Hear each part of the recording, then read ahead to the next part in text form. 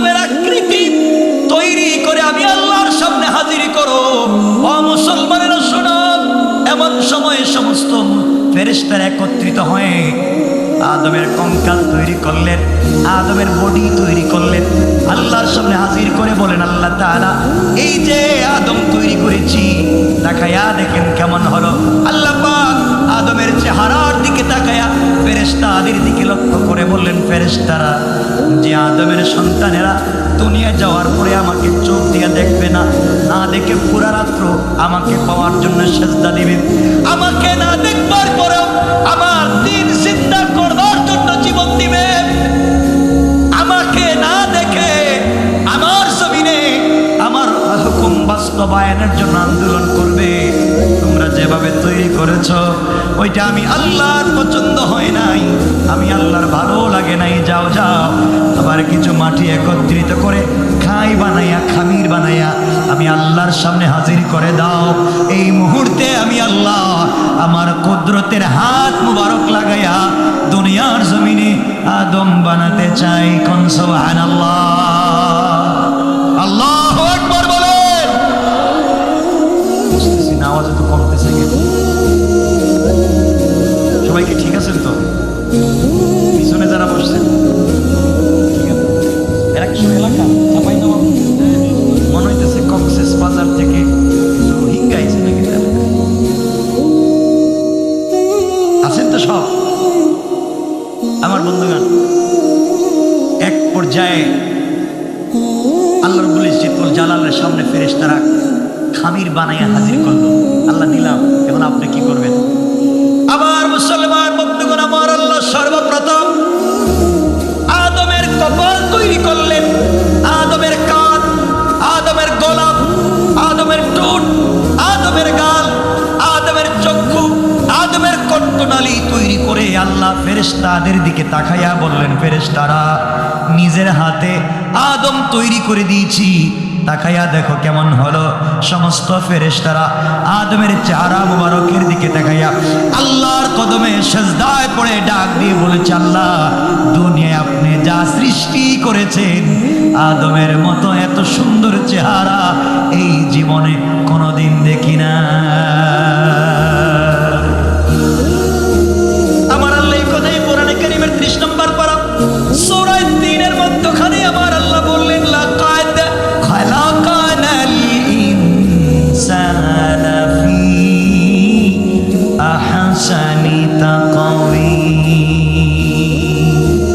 আল্লাহ রাব্বুল ইজ্জতুল জালাল বললেন, বান্দারা আমি আল্লাহ আদম সন্তানকে যত সুন্দর আকৃতি দিয়ে তৈরি করেছি এত সুন্দর করে পৃথিবীতে আর কিছুই বানাই নাই। কোন সুবহানাল্লাহ।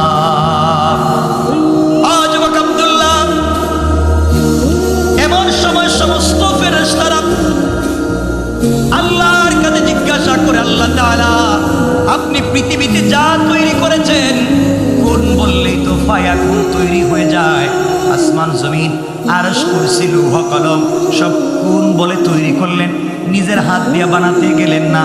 আদমকে কেন নিজের হাত দিয়ে তৈরি করতে গেলেন?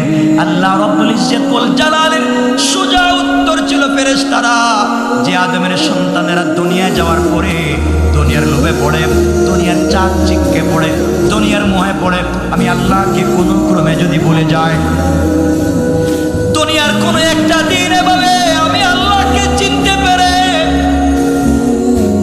আমার কদমে সিজদায় পড়ে কোনো এক রাত্রে চোখের পানি ছেড়ে আল্লাহকে যদি ডাক দিয়া বলে, আল্লাহ অপরাধ করেছি, অন্যায় করেছি, ভুল হয়ে গিয়েছে, রব তুমি আমাকে ক্ষমা করে দাও, আর অন্যায় করব না। ও ফেরেশতারা, আমার গোলাম যখন আমার তৈরি করা কপাল আমার কুদরতের পায়ে লাগাইয়া আমার দেওয়া চক্ষু থেকে পানি ছেড়ে দেয়া আমার দেয়া জবান দিয়ে যখন আমাকে আল্লাহ বলে ডাক দিবে, সাথে সাথে আমি আল্লাহর কুদরতের কলিজা ঠান্ডা হয়ে যাবে। সাথে সাথে আমি আল্লাহ আমার বান্দার 1000 বছরের গুনাহগুলোকে মাফ করে জান্নাতি বলে ফয়সালা করে দিতে আমি আল্লাহ 1 মিনিটও দেরি হবে না। কোন সুবহানাল্লাহ।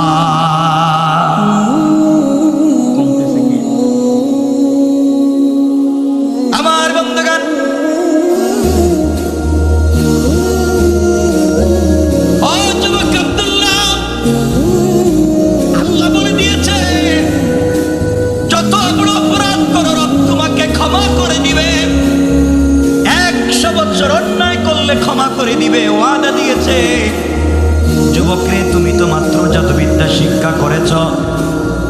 আমার মন বলছে এই মুহূর্তে তুমি যদি কালিমা পড়ে মুসলমান হয়ে যাও, আল্লাহর তাওহীদ এবং রাসূলের রিসালাতে বিশ্বাস করতে শিখো। আমার মন বলছে যুবক রে, কালিমা পড়বার সাথে সাথে আল্লাহ তোমার জিন্দেগির সব গুনাহ মাফ করে দিবে। শুধু তাই না, আল্লাহ তোমাকে বিশ্ববিখ্যাত ওলি বানাইয়া দিবে। আর এরপরে আল্লাহর নামের যদি জিকির করো, আল্লাহর নাম নেও, জবানে স্বাদ পাইবা, কলিজায় শান্তি পাইবা। পৃথিবীর এয়ার কুলার, এয়ার কন্ডিশন, টাইস আর সিরামিক ফিট করা রুমে ঘুমাইয়া যেই শান্তি পাবা না, আল্লাহর নাম নিলে তার চাইতে বেশি শান্তি পাইবা। কোন সুবহানাল্লাহ। যুবক চিন্তা করে, বাদশা কোটি কোটি টাকা খরচ করে বিদেশে আমারে পড়াইছে, জাদুবিদ্যা শিক্ষা করাইয়া এই দেশ থেকে মুছে দেওয়ার জন্য। আর এই মুরব্বী বলতেছে কালিমা পড়লে আরো বেশি শান্তি পাবো। 1-2 মিনিট আল্লাহর ওলি যুবকের সঙ্গে কথা বললেন। যুবক আস্তে আস্তে নরম হয়ে যাচ্ছে আর বলছে, হুজুর সত্যি যদি আমি কালিমা পড়ে মুসলমান হয়ে যাই, আমি কি জবানে স্বাদ পাবো, কলিজায় শান্তি পাবো, আমি যা চাইবো তাই করতে পারবো? মুরব্বী বললেন, অবশ্যই তুমি পারবা, সত্য হলো তাওহীদ এবং রিসালাত মানতে হবে। যুবক মনে মনে ভাবতেছে কালিমা কি পড়ে নিব। আরেকটু জোরে বলেন না। রব সিদ্ধান্ত নিয়ে নিলেন। বাদশা কয়েক হাজার কোটি টাকা খরচ করেছে এই যুবকের পিছনে। এই যুবককে দিয়া এই দেশ থেকে দিন মুছে দিবে, আল্লাহ তাওহীদ এবং রিসালাতকে মুছে দিবে। আর আল্লাহ এই মুহূর্তে সিদ্ধান্ত নিলেন এই যুবকের মাধ্যমে এই দেশে দিন প্রতিষ্ঠা করবেন। তাসতে বললেন সুবহানাল্লাহ। বাদশার সিদ্ধান্ত এই যুবক দিয়া এই জমিন থেকে দিন মুছে দেওয়া, আর আল্লাহ সিদ্ধান্ত নিলেন এই যুবক দিয়া এই জমিনে দিন প্রতিষ্ঠা। না সুবহানাল্লাহ, এটা আগামী বছর পেলেন।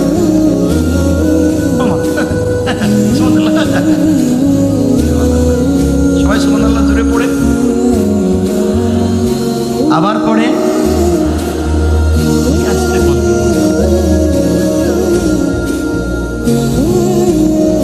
আমার আল্লাহ কোরআনে কারিমে বলছেন, ওয়া মাকারু ওয়া মাকারাল্লাহ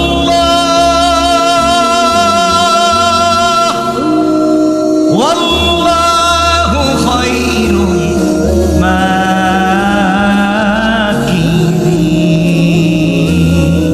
আল্লাহ রাব্বুল ইজ্জত ওয়াল জালাল বললেন, বান্দারা শোনো, কাফির বেঈমানরা দিনকে মুছে দেওয়ার জন্য তারা যে কৌশল করে তারা জানে না তাদের কৌশলের চাইতে আমি আল্লাহর কৌশল আরো বড়। কোন সুবহানাল্লাহ। যুবক বলছে, হুজুর আমি কি কালিমা পড়ে নিব? আল্লাহর ওলি বললেন, কালিমা পড়ো না কেন? পড়লেই তো শান্তি পাইবা। যুবক বলছে, হুজুর কত টাকা বাদশা আমার পিছনে ইনভেস্ট করেছে, কত শত কোটি টাকা বিদেশে পড়ালেখা করিয়েছে এই দেশ থেকে দিন মুছে দেওয়ার জন্য। আল্লাহর ওলি বললেন, তুমি পড়ো না কালিমা, কালিমার স্পিরিট আর পাওয়ার এত বেশি, জাদু লাগবে না। আল্লাহু আকবার।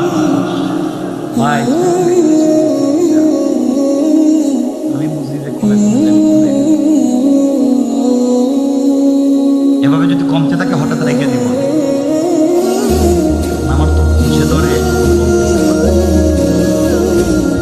কষ্ট হচ্ছে, প্রস্রাবে ধরছে কারো, খুব ভালো কথা, এটা ডায়াবেটিস নেই, ঠিক আছে। যাক, আমরা কিছু কথা শুনতে পারতেছি। আমার বন্ধুগণ মনোযোগ দিয়ে শুনেন, আসলে কি বোঝাতে চাচ্ছি। যুবক বলছে, হুজুর সত্যি যদি আল্লাহর নাম নিলে জাদু মন্ত্রের চাইতে বেশি আকৃষ্ট আর আকর্ষণ করে, তাহলে আমার এই কালিমাটা পড়াইয়া দেন। আল্লাহু আকবার বললেন, আল্লাহু আকবার। দেখেন 4 মিনিট ভালো মানুষের কাছে থাকলে কি লাভ। যুবক কালিমা পড়ে মুসলমান হয়ে গেছে। মুসলমান হওয়ার পরে বলছে, হুজুর আপনিই তো বললেন কালিমা পড়লে জবানে স্বাদ পাবো, কলিজায় শান্তি পাবো, আমি তো কিছুই পাইতেছি না। আল্লাহর ওলি বললেন, যুবক তুমি কালেমার অর্ধেক পড়েছ, বাকি অর্ধেক পাচ্ছে। হুজুর বাকি অর্ধেক কি? বাকি অর্ধেক হলো তোমার মুখের সঙ্গে আমার মুখ লাগে একটা জাতাল চাপ দিব, হেঁটে দিলে কি দিলেই বুঝতে পারবে।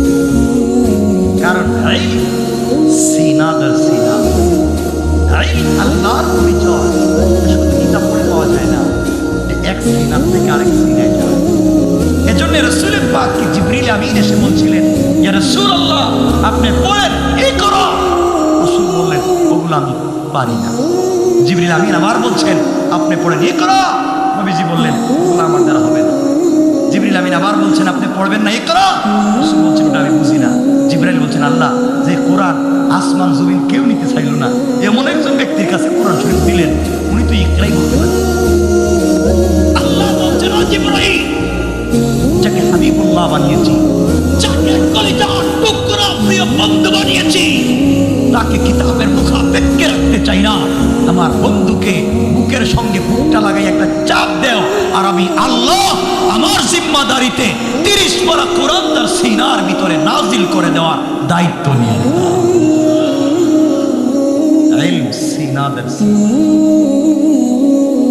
যাই হোক, জিবরিল আমিন রাসূলকে চাপ দিলেন, এটা আমার উদ্দেশ্য না, আলোচ্য বিষয় না। নবীজি পড়তে পারলেন। যুবককে আল্লাহর ওলি বলছেন, যুবক তোমাকে একটা চাপ দিব, দেখো না কেমন লাগে। আল্লাহর ওলি যুবককে জড়াইয়া ধরলেন, বুকের সঙ্গে জড়াইয়া আল্লাহকে ডাক দিয়া বলছেন, আল্লাহ তাআলা এই যুবকের মাধ্যমে বাদশা সিদ্ধান্ত নিয়েছে নাজরান থেকে দ্বীন এবং তাওহীদকে মুছে দিবে। আয় আল্লাহ, আমার দায়িত্ব ছিল এই যুবকের জবানে তোমার কালিমা জারি করে দেওয়া। আমি আমার দায়িত্বটুকু আদায় করেছি। আল্লাহ, যুবকের অন্তরে যত কুফরি নেফাকি আছে, যত অন্যায় আছে, ভুল আছে, সব দূর করে তোমার ইলমে মারিফতের নূর দিয়া মুনওয়ার করে দাও। এই বলে আল্লাহর ওলি যুবকটাকে জড়াইয়া ধরে আল্লাহকে ডাক দিয়া বলছেন, আল্লাহ। ডাক দিতে দেরি হয়েছে, যুবক চিৎকার করে বলছে, হুজুর এই মুহূর্তে আপনি আমাকে ছেড়ে দেন। কসম রব্বে পাকের জাতের, আপনার একটা চাপে এই মুহূর্তে আমি যেন আল্লাহর আরশ পর্যন্ত পরিষ্কার দেখতে পাই।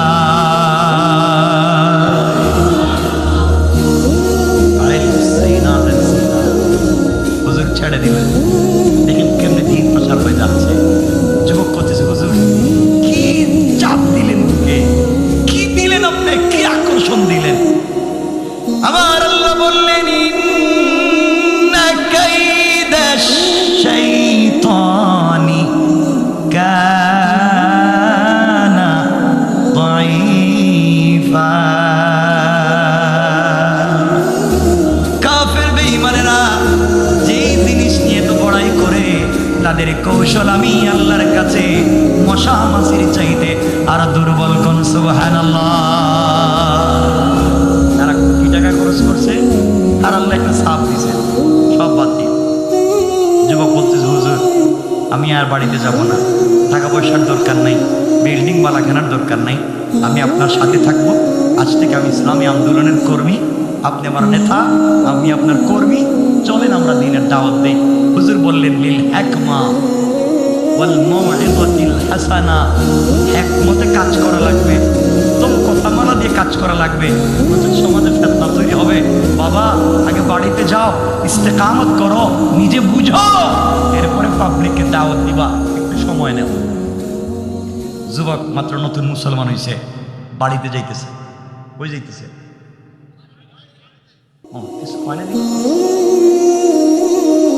যুবক বাড়িতে যাচ্ছে, নিজের বাসায় চলে যাচ্ছে। যাওয়ার সময় দুটা রেওয়ায়েত, তাফসীরে কাশফে দুটা রেওয়ায়েত পাওয়া যায়।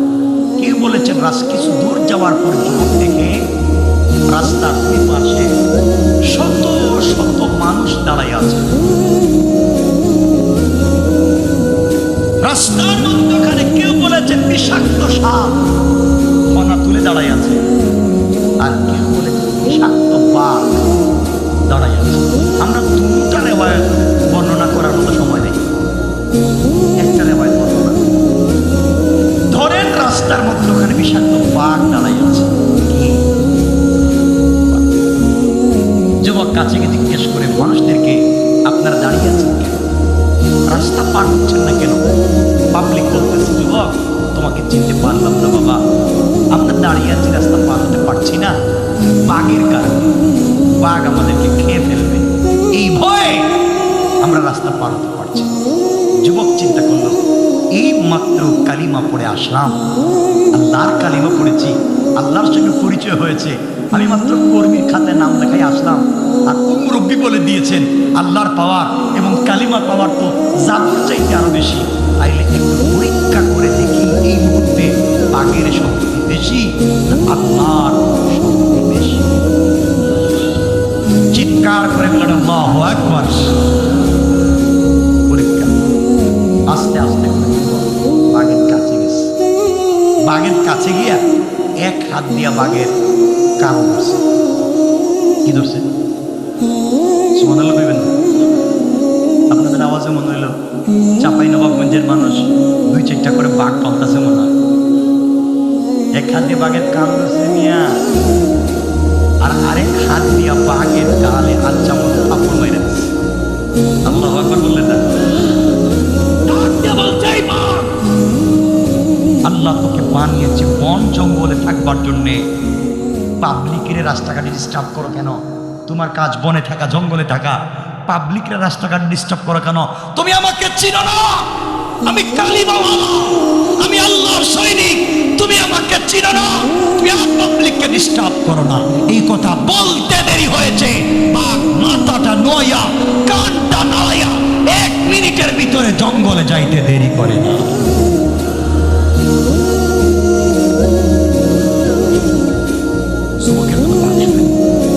আর আমরা হইলে আমরা রাস্তাঘাটে পরিচয় দিই, রাত্রবেলা যখন আমরা বাসে গাড়ি নিয়ে যাই, গজর গাড়ি কেমন যা আছে পকেটে দেন, কে যা আছে দিয়ে দেন, আমার চিনেন না কে পরিচয় দেখে এলাকার শেষরা, এলাকার শয়তান, বদমাইশ, ডাকাত, মাস্তান, এই পরিচয় দেয় আছে না? কিছু বললেন নাকি? বাঘের সামনে গিয়ে পরিচয় দিচ্ছে আমি কালিমাওয়ালা। পাবলিক দেখলো ওরে আল্লাহ দুনিয়ায় না, বাঘ দেখি এই যুবকের কথা শুনে তাহলে মনে মানুষ। পাবলিক তেল নিয়া পানি নিয়া এর বাড়িতে লাইন দিচ্ছে, কি সব মনে করছে? যুবক আব্দুল্লাহ চিন্তা করলো এই জন্য তো কালিমা পড়ে নেই, তেল পানি পোড়া দেওয়ার জন্য। পাবলিক এটা নিয়ে লাইন দিচ্ছে। মানুষ তার কাছে যায়, কেউ চোখে দেখে না। আব্দুল্লাহর কাছে বলে বাবা আমি চোখে দেখি না। আব্দুল্লাহ তার পবিত্র হাতটা চোখে লাগাইলে চোখ ভালো হয়ে যায়। কারো পা ভাঙ্গা, আব্দুল্লাহ তার হাতটা পায়ে লাগাইয়া দিলে ভালো হয়ে যায়। এভাবে আব্দুল্লাহ দেখলো তার বাড়িতে ল্যাংরা, লুলা, আতু, দের বেটারি, পা ভাঙ্গা, হাত ভাঙ্গা, চোখে দেখে না, নাক কাটা, সব লাইন ধরছে। এই যদি অবস্থা হয় তাহলে সব মানুষ তো দেখতেছে চিকিৎসা নিয়ে সুস্থ হচ্ছে, কেউ তো কালিমা পড়তেছে না। আর আমার মূল উদ্দেশ্য হচ্ছে কালিমার দাওয়াত, ঠিক না? যুবকে বার বললো ঠিক আছে, আপনারা আমার কাছে আসতেছেন আপনাদের অসুবিধা নিয়ে, আপনারা যদি সুবিধা করতে চান আমার কাছে আসলে আগে কালিমা পড়া লাগবে। ঠিক না? সুবহানাল্লাহ কন, আলহামদুলিল্লাহ কন। যুবক বলতেছে দেখেন দাওয়াত কেমনে শুরু হইল, আমার কাছে আসবেন, কালিমা পড়বেন, আপনার জন্য দোয়া করবো, আল্লাহ চাহে আপনার চোখ ভালো করে দেবেন। এইভাবে এলাকার মানুষ আসতে লাগলো। মানুষ তো চিকিৎসা নিচ্ছে, সুস্থ হচ্ছে, কালিমা পড়তেছে। এই খবর আস্তে আস্তে আস্তে করে করে বাদশা ইউসুফ নাওয়াসের মন্ত্রণালয় পর্যন্ত খবর পৌঁছে গেল, সংসদে খবর পৌঁছে গেল যে আমাদের দেশে একটা যুবক আছে, কানা লুকরে ভালো করে দেয়, অন্ধ লুকরে চোখ দিয়ে দেয়। কোন জায়গায় খবর গেছে? বাদশার অফিসে। কোন জায়গায়? কথা বলেন না কেন? আমি কি রেখে দিব?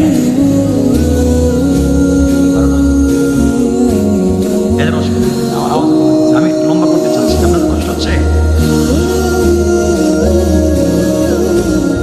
12টা হয়ে গেল, অসুবিধা হচ্ছে এখন? একজনের হয় না, একজনের হয় না, যাই। বাদশা ইউসুফ নাওয়াসের মন্ত্রণালয়ে একজন মন্ত্রী ছিলেন। গালিবান রিওয়ায়াতে পাওয়া যায় সে অর্থমন্ত্রী ছিল। মুসলমান তো ছিল জন্মসূত্রে অন্ধ, খুব চালাক, এর জন্য বাদশাহ মন্ত্রী বানিয়েছে। সে যখন শুনতে পাইল একটা যুবক আছে কানা লোকের চোখ দিতে পারে, হাতিয়া নিয়া, তুফা নিয়া, টাকা পয়সা নিয়া এই যুবকের বাড়িতে হাজির। আমার মুসলমান বন্ধুগণ গভীর মনোযোগ, যুবকের বাড়িতে হাজির হয়ে মন্ত্রী ডাক দিয়া বলে, যুবকেরে তোমাকে আমি চিনি না, তোমার চেহারা দেখবার মতো সুযোগ নাই, আমি চোখে দেখি না, আমি বর্তমন্ত্রী, শুনছি তুমি নাকি চোখ ভালো করে দিতে পারো, হাদিয়া তোরফা উপঢৌকন নিয়ে এসেছি, অনেক জিনিস নিয়ে এসেছি, তোমাকে দিতে চাই, তোমাকে দিতে চাই, তুমি কি আমার চোখ ফিরাইয়া দিতে পারবে? আব্দুল্লাহ তাকাইয়া দেখে এটা তো অর্থমন্ত্রী, এর সিগনেচারের মাধ্যমেই তো আমারে টাকা দিয়েছে বিদেশে জাদু শিক্ষার জন্য, শেষ পর্যন্ত আমার গাটে সুবহানাল্লাহ নাই। আব্দুল্লাহ তো চিনে ফেলছে, মন্ত্রী তো চোখে দেখে না। আব্দুল্লাহ বলছে, মন্ত্রী সাহেব, চোখ তো আমি ফিরাইয়া দিতে পারবো না, চোখ দিতে পারবেন একমাত্র আমার আল্লাহ। জোরে বলেন আল্লাহু আকবার। মন্ত্রী বলছে, ও যুবক, আল্লাহ আবার কে? আমাদের দেশে আলাদা কোনো আল্লাহ নাই, আমাদের আল্লাহ, আমাদের খোদা তো ইউসুফ নওয়াজ বাদশাহ, নাউজুবিল্লাহ বলেন, আমাদের স্বপ্ন ইউসুফ নওয়াজ। আপনি আবার কোন আল্লাহর কথা বলেন? আব্দুল্লাহ বলছে, আপনাদের বাদশাহ ইউসুফ নওয়াজ খুদা না, আস্তা বেহুদা। ইউসুফ নওয়াজ যদি খুদা হবে তাহলে নিজেকে নিজে সুন্দর করে বানাতে পারলো না কেন? বাদশাহ নিজের নাকের সেন্টার ঠিক নাই, নিজের চোখ ছোট ছোট, নিজের ঠোঁট মোটা, পাওয়ারের লাইনের মতো ফাড়া ফাড়া। যে ব্যক্তি নিজেকে সুন্দর করে বানাইতে পারলো না, সে এত সুন্দর করে পৃথিবী কেমনে বানাইল?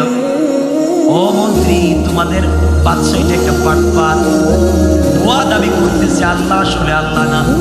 সে যদি আল্লাহ হবে, সে যদি খোদা হবে, তাহলে আব্দুল্লাহকে জাদুবিদ্যার জন্য পাঠাইছে কেন? সে কি নিজে পারে না নিজের দেশ রক্ষা করতে? কোন ঠিক কিনা?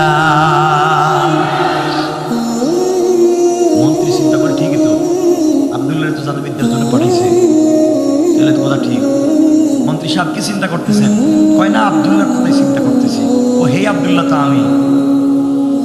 সুবহানাল্লাহ বললেন, যে আব্দুল্লাহকে টাকা পয়সা দিয়ে বিদেশে পাঠাইছেন জাদু শিখবার জন্য, সে আব্দুল্লাহ তো আমি। মন্ত্রী কয়, আব্দুল্লাহ তুমি? তোমার এত টাকা পয়সা দিয়ে বিদেশে পাঠাইলাম জাদু শিখতে, তুমি এমন কি জাদু শিখলে যে মানুষের কানা চোখরে ভালো করে দাও? মন্ত্রী সাহেব, কথা ঠিক না, আপনারা টাকা পয়সা দিয়েছেন, জাদুবিদ্যা শিক্ষা করতে গেছিলাম, আপনাদের টাকা কাজে লাগে, জাদু শিখছিলাম ঠিকই, কিন্তু আসার পথে রাস্তায় উল্টা আল্লাহ আমাকে জাদু করে কালিমা পড়াইয়া মুসলমান বানাইয়া মন্ত্রী আপনার সামনে দাঁড় করাইয়া বলতেছেন, মন্ত্রী সাহেব আপনি কালিমা পড়েন, এর খবর আছে। সুবহানাল্লাহ বললেন না? মনে মনে ভয়, আপনার সিগনেচারেই তো আজকে এই দেশে কালিমা উঠছে, আপনি আমার দরবারে আসছেন। মন্ত্রী কয়, আব্দুল্লাহ এখন আমি কি করবো, আমি তো চোখ পাইতে হইব। আব্দুল্লাহ কয়, মন্ত্রী সাহেব চোখ পাইতে হলে কালিমা পড়াই না, অর্থ হলো তোমার মাধ্যমে দেশ থেকে কালিমা আউট হয়েছে, তোমার মাধ্যমে সংসদে আবার কালিমা উঠছে, কৌশলটা কার? মন্ত্রী বলতেছে, বাবা আমি কালিমা করতে পারবো না। আপনি চোখও পাইবেন না। মন্ত্রী তো মহাবিপদ, কালিমা পড়লে কি পাওয়া যাবে? কোনো সম্ভাবনা আছে আবার আল্লাহ আপনাকে দিয়ে দিবেন। মন্ত্রী এবার চিন্তা করে, দেখেন যদি আমি কালিমা পড়ি আর চোখ পাই, চোখ পাওয়ার পরে কালিমা ছেড়ে দিই, চিন্তা করছেন কত বড় বাটপার। কালিমা যদি পড়ি চোখ পাই, পরে ছেড়ে দিই, আর কি? দেখেন না আমাদের দেশে কিছু লিডার আছে, নির্বাচনের আগে আমি যদি নির্বাচিত হতে পারি, এই কর্ম সেই কর্ম, আর নির্বাচনের পরে হেরার হতে পারবো, ঠিক না?